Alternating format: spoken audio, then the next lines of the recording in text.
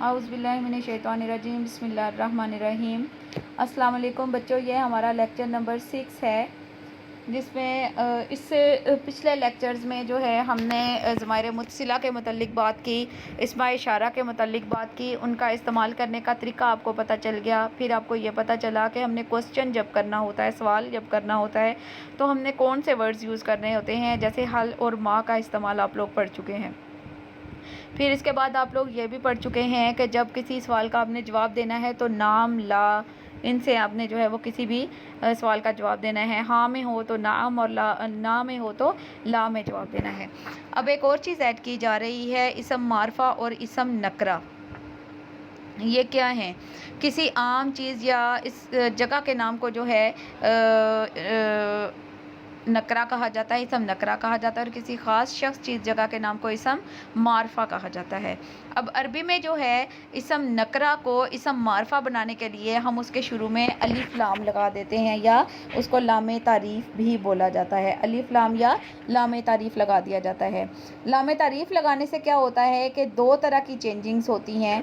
एक तो ये चेंजिंग होती है कि इसम मारफा जो इसम नकरा जो है वो इसम मारफा में चेंज हो जाता है। मसलन ये देखें, किताबुन, किताबुन।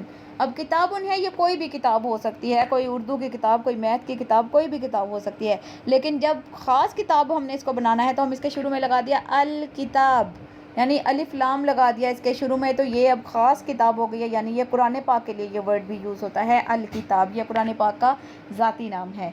अब जब हमने इसको किताब उनसे अल किताब बना दिया तो फिर इसके एंड में ये जो तनवीन है, यानी तनवीन क्या होती है? दो ज़बर, दो ज़ेर और दो पेश, इसको कहा जाता है तनवीन।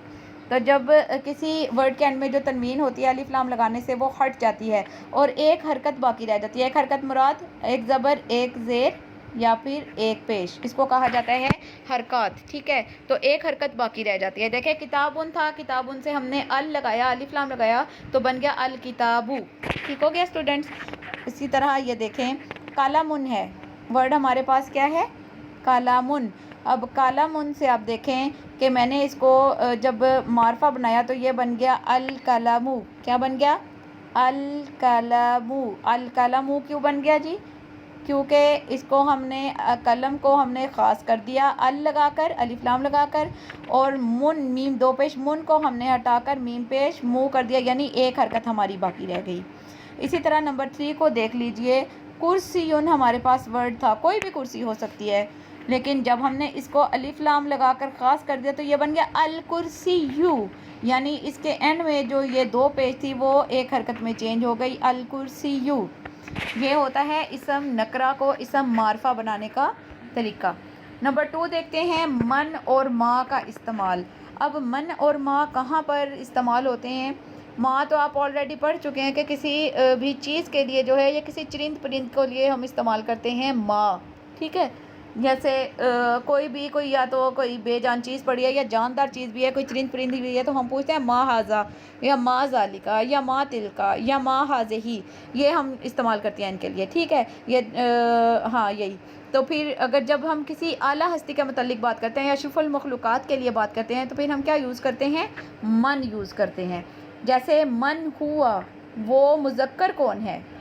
ठीक है, मन फिल बैती, घर में कौन है? अब घर में जब कौन है पूछा जा रहा है तो इसका मतलब है कि घर में किसी इंसान का आपने जिक्र करना है, कोई इंसान घर के अंदर मौजूद है।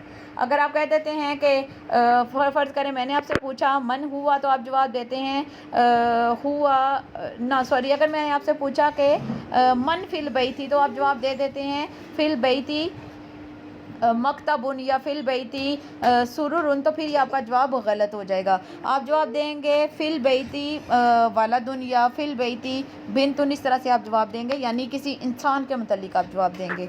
नंबर 2 देखें, मन हाजल वालदू, यानी ये लड़का कौन है? आप क्या जवाब देंगे? हाजल वालदू वालदी, ये लड़का मेरा बेटा है। हाजल वालदू वालदुल उस्ताद, ये लड़का मेरे उस्ताद का बेटा है। ठीक है, इसी तरह जब हमसे कब्र में क्वेश्चन किया जाएगा, सवाल किया जाएगा, तो क्या होगा? मन रब्बू का, तेरा रब कौन है? तो ये रब्बुल आलमीन के मुतल्लिक यानी आला हस्ती के मुतल्लिक पूछा जा रहा है, तो हम फिर कब्र में भी इसका जवाब देंगे कि अल्लाह हमारा रब है, अल्लाह रब्बी, अल्लाह मेरा रब है। ठीक हो गया। اب ماں کہاں پر استعمال ہوتا ہے یہ میں نے آپ کو بتا دیا کہ جب آپ کسی چرند پرند یا کسی بے جان چیز متعلق سوال کرتے ہیں تو آپ ماں لگاتے ہیں، جیسے ماں فی البیتی۔ اب من فی البیتی اور ماں فی البیتی دو کوسچن بن جاتے ہیں یہ، جیسے من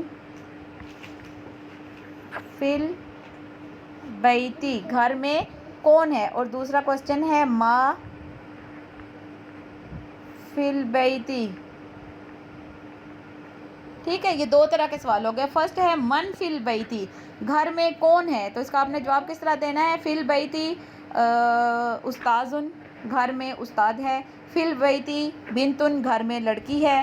فی البیتی ولدن، گھر میں لڑکا ہے۔ والدن، گھر میں والد ہے۔